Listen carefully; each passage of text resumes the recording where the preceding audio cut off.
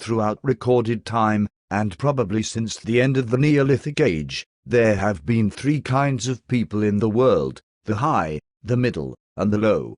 They have been subdivided in many ways, they have borne countless different names, and their relative numbers, as well as their attitude toward one another, have varied from age to age. But the essential structure of society has never altered.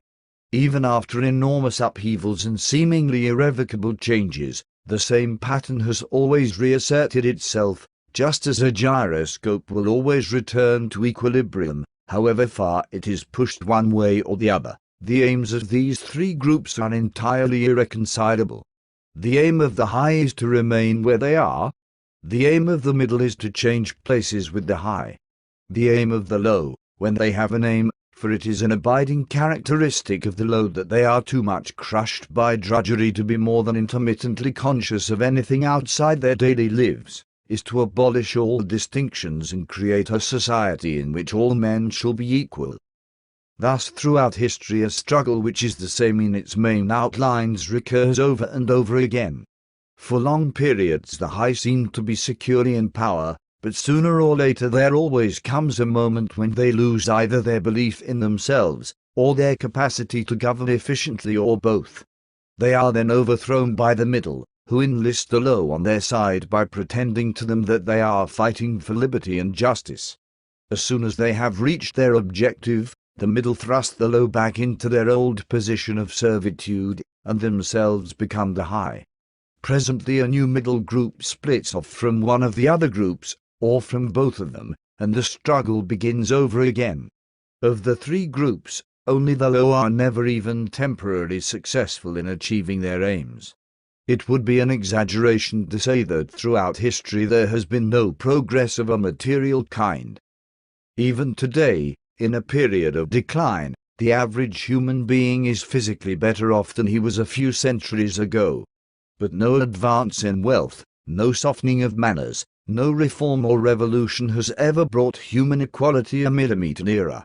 From the point of view of the low, no historic change has ever meant much more than a change in the name of their masters. By the late 19th century the recurrences of this pattern had become obvious to many observers.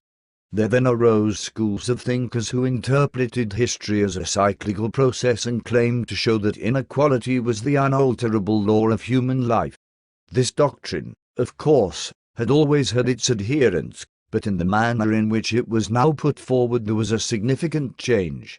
In the past the need for a hierarchical form of society had been the doctrine specifically of the high. It had been preached by kings and aristocrats and by the priests, lawyers, and the like who were parasitical upon them, and it had generally been softened by promises of compensation in an imaginary world beyond the grave. The middle, so long as it was struggling for power, had always made use of such terms as freedom, justice and fraternity. Now, however, the concept of human brotherhood began to be assailed by people who were not yet in positions of command, but merely hoped to be so before long.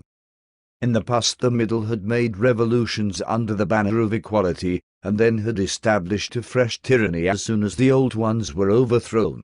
The new middle groups in effect proclaimed their tyranny beforehand. Socialism, a theory which appeared in the early 19th century and was the last line in a chain of thought stretching back to the slave rebellions of antiquity, was still deeply infected by the utopianism of past ages.